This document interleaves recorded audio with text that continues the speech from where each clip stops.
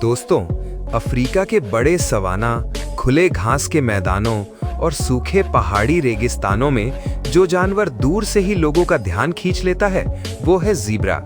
काली और सफ़ेद धारियों वाला यह जानवर सिर्फ सुंदरता की निशानी नहीं है, ये evolution, adaptation, social behaviour, reproductive strategy और जानवरों और इंसानों के बीच के रिश्ते को समझने का जीता जागता डॉक्यूमेंट है। ज़ीब्रा, जो हजारों सालों से नेचर के कड़े नियमों को मानकर जिंदा है, अपने शरीर की हर धारी, हर दौड़ और हर सोशल बिहेवियर से नेचर के गहरे राज खोलता है।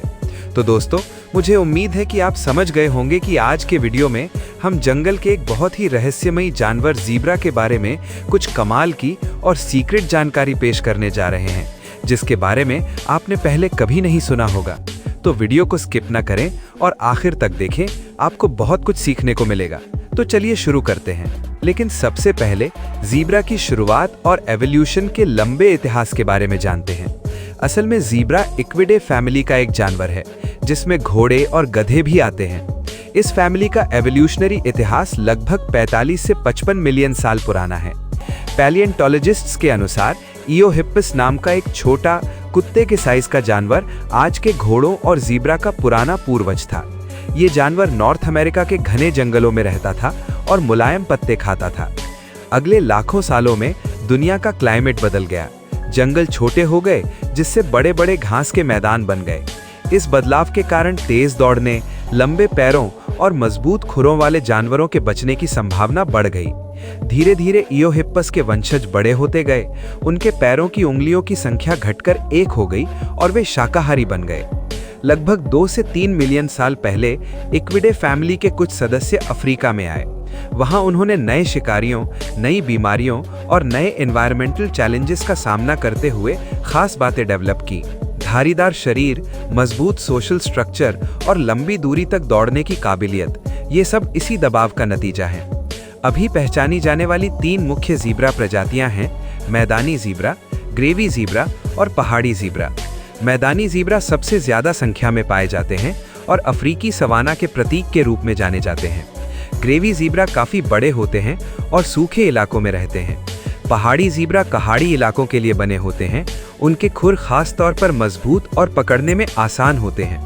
ये लंबी विकास यात्रा साबित करती है कि ज़ीब्रा अचानक नहीं बने हैं, बल्कि अरबों सालों के अनुकूलन का नतीजा है। लेकिन क्या आप जानते हैं कि ज़ीब्रा के शरीर पर धारियां क्यों होती हैं और इसका राज क्या है? अगर नहीं जानते तो सुनिए। ज़ीब्रा के काले और सफ़ेद धारीदार शरीर पर दुनिया भर में ज़ूओलॉजी में सबसे ज़्यादा चर्चा होती है। कई वैज्ञानिकों, दार्शनिकों और प्रकृतिवादियों ने इस सवाल का जवाब खोजा है। ज़ीब्रा के शरीर पर ऐसी धारियां क्यों होती हैं? और वे जानते हैं कि जब ज़ीब्रा अकेला खड़ा होता है तो उसकी धारियां साफ दिखाई देती हैं, लेकिन जब झुंड में दौड़ते हैं तो कई धारियों की मिलीजुली हरकत शिकारियों की आंखों में एक तरह का हिलने डुलने का भ्रम पैदा करती है। शेर या लकड़बग्घे को ये तय करने में थोड़ा समय लगता है कि किस पर हमला करना है। ये थोड़ी सी देरी अक्सर ज़ीब्रा की जान बचा लेती है। इसके अलावा मॉडर्न रिसर्च से पता चला है कि धारीदार पैटर्न में लाइट रिफ्लेक्शन का पैटर्न ऐसा होता है कि मक्खियां और घोड़े की मक्खियां जैसे कीड़े कंफ्यूज हो जाते हैं। वे धारीदार शरीर पर बैठने में कम दिलचस्पी लेते हैं, बजाय एक सपाट, एक रंग की सतह पर बैठने के। इस वजह से ज़ीब्रा जानलेवा बीमारियों से काफ़ी हद तक सुरक्षित रहते हैं। इतना ही नहीं, काली धारियां तेज अफ्रीकी धूप में जल्दी गर्म हो जाती हैं, जबकि सफ़ेद धारियां काफ़ी ठंडी रहती हैं। इस टेम्परेचर के अंतर से स्किन के पास हवा के छोटे छोटे करंट बनते हैं, जो पसीने के इवेपोरेशन को बढ़ाते हैं और शरीर को ठंडा रखने में मदद करते हैं।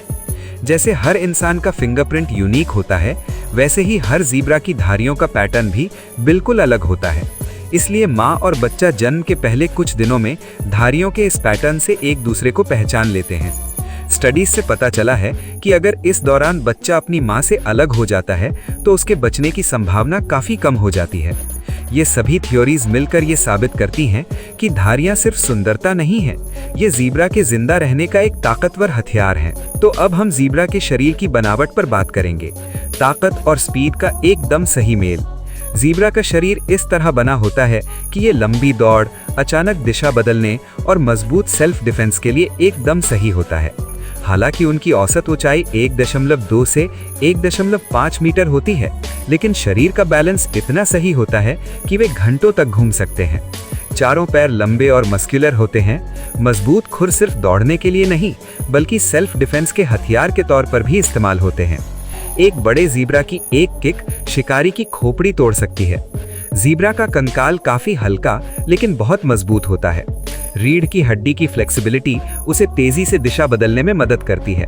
क्योंकि दिल और फेफड़े बड़े होते हैं, इसलिए लंबे समय तक दौड़ने के बाद भी ऑक्सीजन की कमी नहीं होती है।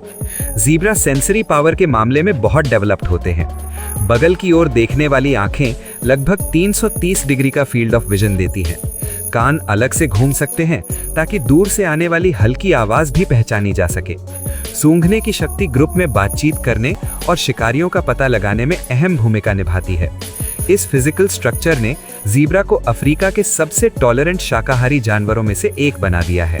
तो दोस्तों, आइए ज़ीब्रा की सेक्स लाइफ के बिहेवियरल और बायोलॉजिकल सच्चाई के बारे में कुछ हैरान करने वाले फैक्ट्स जानने की कोशिश करते हैं। हालांकि ज़ीब्रा की सेक्स लाइफ या रिप्रोडक्टिव बिहेवियर इंसानी कल्पना जैसा नहीं है। ये पूरी तरह से बायोलॉजिकल, बिहेवियरल और एनवायरमेंटल नियमों से चलता है। ज़ीब्रा के रिप्रोडक्शन का मुख्य उद्देश्य स्पीशीज की कंटिन्यूटी बनाए रखना और हेल्दी बच्चे पैदा करना है। हालांकि ज़ीब्रा उन जानवरों में से एक है जो एक्चुअली में पूरे साल सेक्सुअल एक्टिविटी में इन्वॉल्व रह सकते हैं, लेकिन जुलाई से अगस्त और अक्टूबर से नवंबर ज़ीब्रा के रिप्रोडक्शन के लिए सबसे सही समय माना जाता है। और एक मेल ज़ीब्रा 1 साल का होने पर सेक्सुअल मैच्योरिटी तक पहुंच जाता है, लेकिन एक फीमेल ज़ीब्रा 6 साल की होने पर सेक्सुअल मैच्योरिटी तक पहुंचती है। हालांकि फीमेल ज़ीब्रा एक खास समय पर एस्ट्रस या रिप्रोडक्टिव स्टेट में आती है।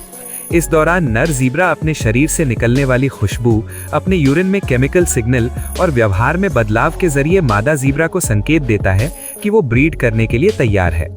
नर ज़ीब्रा इस तैयारी को फ्लैमिन रिस्पॉन्स के जरिए वेरीफाई करता है, यानी अपने होंठ उठाकर और गंध को एनालाइज करके। हैरम में नर ज़ीब्रा अपने ग्रुप की मादाओं पर एक्सक्लूसिव रिप्रोडक्टिव राइट्स रखता है। हालांकि हैरम के बाहर नर ज़ीब्रा जब भी मौका मिलता है हैरम पर कब्जा करने की कोशिश करते हैं। इस दौरान जोरदार झड़पें होती हैं। दांतों से काटना, जोरदार लातें मारना और लंबे समय तक पीछा करना देखा जाता है। ये लड़ाई सिर्फ ताकत का ही टेस्ट नहीं है, बल्कि सहनशीलता और अनुभव का भी टेस्ट है। मेटिंग प्रोसेस कम समय का और बिना किसी ग्राफिक का होता है। नेचर में ये कुछ सेकंड से 1 मिनट में पूरा हो जाता है। सफल रिप्रोडक्शन के बाद नर ज़ीब्रा ज्यादा सावधान हो जाते हैं और दुश्मनों को दूर रखते हैं। हालांकि ज़ीब्रा के मामले में नर और मादा दोनों ज़ीब्रा अपने लाइफ पार्टनर खुद चुन सकते हैं, लेकिन मादा ज़ीब्रा रिप्रोडक्शन में अहम भूमिका निभाती हैं। एक बार रिप्रोडक्शन प्रोसेस सफल हो जाने के बाद ज़ीब्रा हर 2 साल में फिर से सेक्स कर सकते हैं।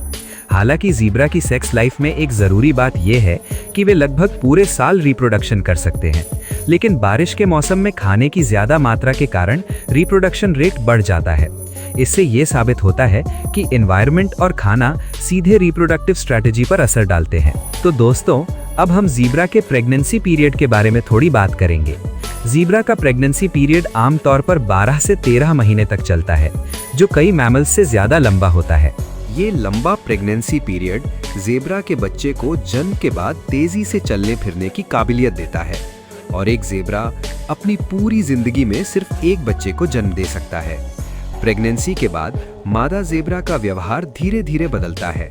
वो काफी शांत हो जाती है, खतरनाक हालात से बचती है और ग्रुप के सेंटर में रहती है।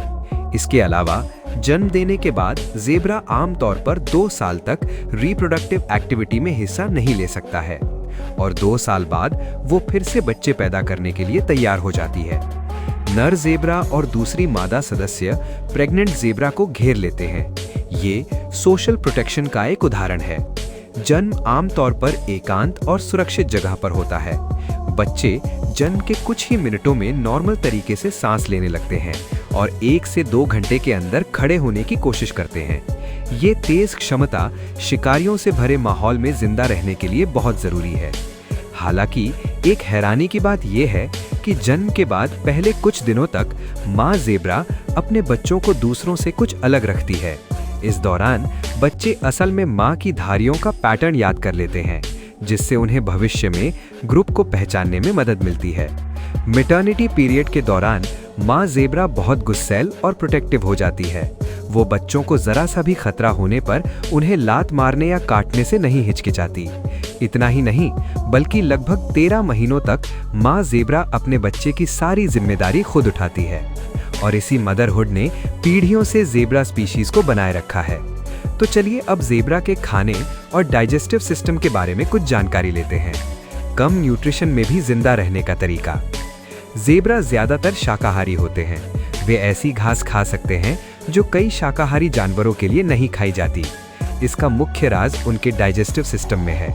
जेब्रा हिंड गट फर्मेंटर होते हैं, यानी खाने को पचाने का मुख्य काम आंतों में होता है। बड़े सीकम और कोलन में बैक्टीरिया सेल्यूलोज को तोड़कर एनर्जी बनाते हैं।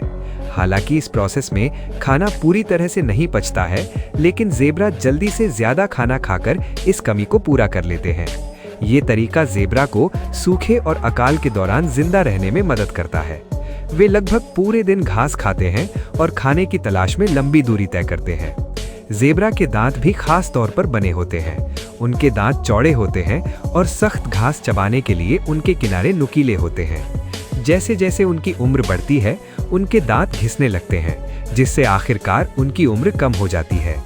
इस खाने और डाइजेस्टिव सिस्टम ने जेब्रा को अफ्रीका के सबसे मजबूत शाकाहारी जानवरों में से एक बना दिया है। लेकिन अगर हम जेब्रा की सोशल लाइफ और सोशल स्ट्रक्चर पर बात करें, तो ये देखा जा सकता है कि जेब्रा की सोशल लाइफ बहुत ऑर्गेनाइज्ड होती है और कुदरती नियमों से बंधी होती है।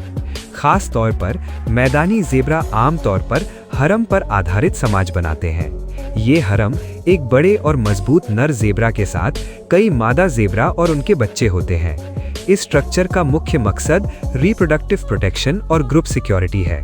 हरम का नर सदस्य न सिर्फ बच्चे पैदा करने का हकदार होता है, बल्कि पूरे ग्रुप का रक्षक भी होता है।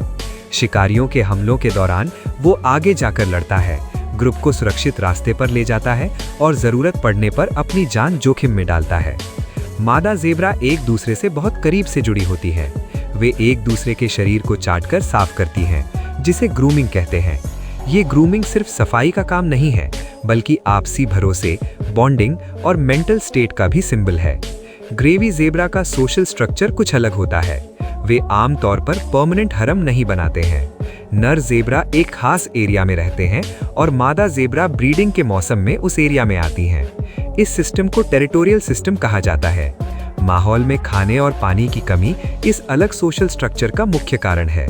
जेब्रा की सोशल लाइफ में कम्युनिकेशन बहुत जरूरी है। वे अपनी आवाज और अपने कान और पूंछ के पोस्चर के जरिए एक दूसरे से जानकारी शेयर करते हैं। खतरे के सिग्नल, बच्चों की आवाज या ग्रुप छोड़ने के संकेत, ये सभी इसी कम्युनिकेशन सिस्टम के जरिए बताए जाते हैं। इस सोशल ऑर्डर ने जेब्रा को अकेले रहने वाले जानवरों से एक ग्रुप फोर्स में बदल दिया है। तो दोस्तों, अब तक हमने जेब्रा के बारे में कुछ बेसिक और जरूरी जानकारी पर बात की है।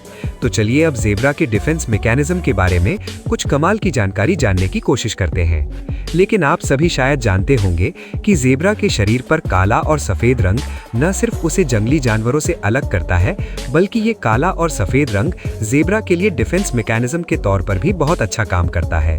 और आपको जानकर हैरानी होगी कि जेब्रा के इसी काले और सफेद रंग की वजह से शेर जैसे खूंखार जानवर भी जेब्रा का शिकार नहीं कर पाते। लेकिन अब आप सोच रहे होंगे कि ऐसा कैसे हो सकता है? तो सुनिए, असल में जेब्रा एक ऐसा जानवर है जिसके पूरे शरीर पर ऑप्टिकल इल्यूजन की तरह काली और सफेद धारियां होती है। इस वजह से ये धारियां कभी कभी ऑप्टिकल इल्यूजन पैदा करती है और जेब्रा के लिए डिफेंस मैकेनिज्म का काम करती है। समझे नहीं? मान लीजिए जेब्रा का एक ग्रुप लाइन में चल रहा है और एक शेर उन्हें दूर से देख रहा है ताकि मौका मिलने पर उन पर हमला कर दे। लेकिन मजेदार बात यह है कि जब जेब्रा का एक ग्रुप एक साथ चल रहा होता है, तो वे अपने शरीर पर इन धारियों की वजह से एक ऑप्टिकल इल्यूजन पैदा करते हैं, जिसकी वजह से शेर को बिल्कुल समझ नहीं आता कि उसके लिए हमला करना कहाँ आसान होगा, और इस वजह से उसका शिकार करने का प्लान भी फेल हो जाता है। लेकिन ये डिफेंस मैकेनिज्म धीरे चलने पर ही काम करता है। इसलिए जब जेब्रा का एक ग्रुप कहीं खड़ा होता है या सोने के लिए कहीं पनाह लेता है, तो शेर के पास उन पर हमला करने का सुनहरा मौका होता है। लेकिन उसके बावजूद जेब्रा की समझदारी की वजह से कई बार शेर का प्लान फेल भी हो जाता है, क्योंकि जेब्रा हमेशा बहुत अलर्ट रहता है और शेर की थोड़ी सी लापरवाही का फायदा उठाकर वे उस जगह से तेजी से भागने लगते हैं। साथ ही जब कोई जानवर जेब्रा पर हमला करता है तो जेब्रा भी अपने पिछले पैरों से पलटवार करता है, हमला शुरू कर देता है। और अगर ग्रुप के किसी सदस्य पर शिकारी हमला करता है तो ग्रुप के दूसरे सदस्य तेजी से उस जगह पर पहुंच जाते हैं और शिकारी पर हमला कर देते हैं। इतना ही नहीं, बल्कि अगर ग्रुप में कोई घायल सदस्य होता है तो उस ग्रुप के बाकी सदस्य उसे चारों तरफ से घेरना शुरू कर देते हैं। नतीजतन उस मामले में भी एक ऑप्टिकल इल्यूजन बन जाता है और शिकारी कंफ्यूज हो जाते हैं। तो इससे ये समझना आसान है कि जेब्रा का डिफेंस मैकेनिज्म कितना मजबूत है। तो अब आप आसानी से समझ गए होंगे कि जेब्रा के शरीर का रंग सेल्फ डिफेंस में कितना अहम रोल निभाता है। तो अब आइए जेब्रा और इंसानों के बीच के रिश्ते के बारे में जानें, इतिहास और हकीकत। इंसानों ने कई बार जेब्रा को पालतू बनाने की कोशिश की है, लेकिन उनके जंगली स्वभाव और सामाजिक बनावट ने इस कोशिश को नाकाम कर दिया है। हालांकि जेब्रा अफ्रीकी संस्कृति, टूरिज्म और अर्थव्यवस्था में अहम भूमिका निभाते हैं। हालांकि रहने की जगह का खत्म होना, गैर कानूनी शिकार और क्लाइमेट चेंज जेब्रा के होने के लिए बड़े खतरे हैं। इसलिए सुरक्षित जगहों को बढ़ाना, स्थानीय समुदायों की भागीदारी और साइंटिफिक रिसर्च जेब्रा के भविष्य को बचाने के मुख्य तरीके हैं। तो आखिर में हम कहेंगे कि जेब्रा प्रकृति की एक अद्भुत रचना है। हर धारी, हर दौड़ और हर सामाजिक व्यवहार हमें सिखाता है कि जिंदा रहने के लिए अडैप्टेशन सबसे बड़ी ताकत है। तो दोस्तों, आज के लिए बस इतना ही। नहीं तो कमेंट बॉक्स में इस पर कमेंट करना ना भूलें और हमें बताएं कि आप इसके बारे में क्या सोचते हैं। धन्यवाद।